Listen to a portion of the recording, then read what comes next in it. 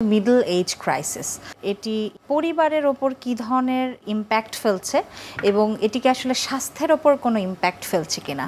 তাহলে পারে যে অসুখগুলি সাধারণত বার্ধক্যে বেশি হয়, হাইপারটেনশন উচ্চ রক্তচাপ, diabetes, chronic kidney disease, asthma, ক্ষেত্রবিশেষে ক্যান্সার, লিভার ডিজিজ, এগুলি যে কোনো বয়সে হতে পারে।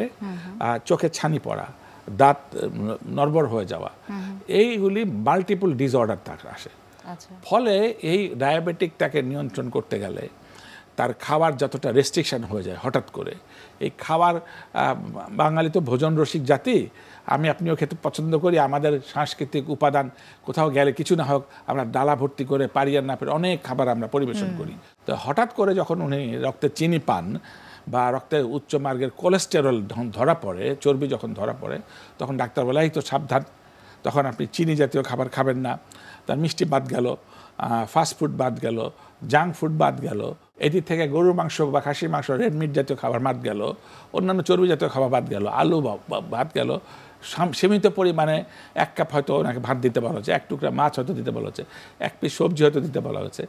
এই যে ব্যাপক খাবারের পরিবর্তন, এটা উনি নিতে পারেন না। যে গতকালকে আবার এক টেবিলে বসেছেন যিনি ওই বার্ধক্যজনিত রোগ পাশাপাশি এই ডায়াবেটিক, সবাই একই খাবার খাচ্ছে কিন্তু ওনার জ্বালা আলাদা একটা খাবার দেওয়া হচ্ছে, এটি ওনাকে আরও মনোপীড়ার কারণ দেয়। এটার জন্য উনি আবার এই যে অর্গানিক ডিসঅর্ডার, সাইকোতে তার প্রবলেম ছিল, সেটা তার শারীরিক থেকে মনে হয় সাইকোসোমাটিক ডিসঅর্ডার হচ্ছে। তো এই ক্ষেত্রে কি আমাদের জায়গা থেকে পরিবারের মানুষের কোনো কিছু করণীয় আছে কিনা? তার সন্তান, তার বেটার হাফ আছেন, তার বাবা মা, পরিবার, সমাজ, রাষ্ট্র, আসলে প্রত্যেক ক্ষেত্রেই জানতে চাইবো। দেখেন, এটা ইতিবাচক হতে পারে, নেতিবাচক হতে পারে। আমি প্র্যাকটিসটা বলছি। একটু আগে আমি বলেছি যে সন্তানটি, পুত্র সন্তান, সে মনে করতে পারে, তার বাবাকে বলতে পারে কি তুমি আমাকে খরচ দাও, আমি স্কুলে যাই, কলেজে যাই, আমাকে এত অল্প পয়সা দাও, আমার ও দামি টিফিন খায়, আমি বাসে যাই, ও তো প্রাইভেট গাড়িতে যায়। তাহলে তাকে এক ধরনের স্ট্রেসে রাখে, তার ফিলিং অফ গিল্ট অনুভব হয়। আবার তার যে কন্যা আছে, কেউ কেউ একে বলে দেখো আমার কাপড় তো আপ টু দ্য স্ট্যান্ডার্ড না, ও বিদেশে গেছে বেড়াতে, আমি তো যাই নাই।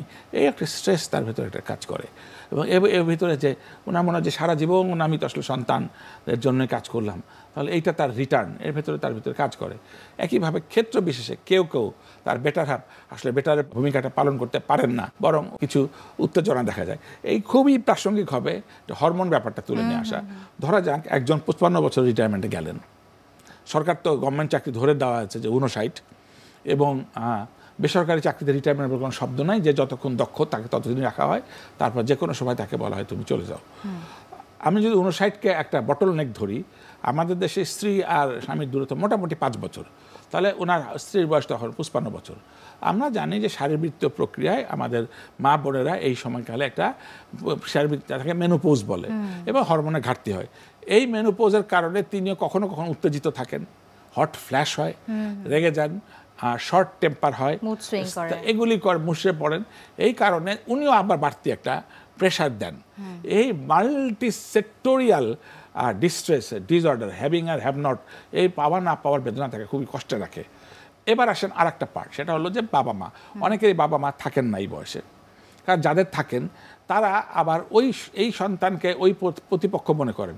অর্থাৎ কারো কারো শাশুড়ি আর স্ত্রী দুইজন দুই প্রতিপক্ষ মনে করেন, এবং এই ভদ্রলোক একা মাঝখানে স্যান্ডউইচের মতো। তিনি একবার মাকে খুশি করবেন, না তার স্ত্রীকে খুশি করবেন, না তার সন্তানকে খুশি, তার দাদাকে বাবাকে খুশি করবেন। এটার মাঝখানে উনি পড়ে একটা জটিল আকারে আরো বেড়ে যেতে পারে। উনি কাকে করবেন? এবং এমন হয় যে ইনি বলে দেন যে তুমি ওনার সাথে থাকো তো আমি থাকবো না, আবার ইনি বলে যে তুই ওর সাথে থাক, আমার দরকার নাই। এইটা একেবারে খুব তেতো হয়। এবার আসলে ইতিবাচক দিকের কথা সম্ভবত আপনি বলছেন, আমি ধরে নিই যে দৃশ্যত এটা একটা ছোট ছোট বিচ্ছিন্ন ঘটনা। আমাদের প্রত্যাশার জগৎটা কি? তার সন্তান, তার পুত্র অথবা কন্যা তাকে বলবে বাবা তুমি তো আমাদেরকে এই 30 বছর বা 20 বছর তোমাকে চালিয়ে এসছো, এখন তুমি অনেক ক্লান্ত, তুমি একটা রেস্ট নাও, মন চাইলে তুমি বাগান করো, নামাজ পড়ো, ভালো বই পড়ো, ঘোরো, আত্মীয়র কাছে যাও, দেশের বাইরে যাও, আমি আমার মতো করে এতদূর করেছো, আমি আমার মতো করে আমাকে নিজে গড়ে নিব। পুত্র বললো আমি আমার মতো গড়ে নিব।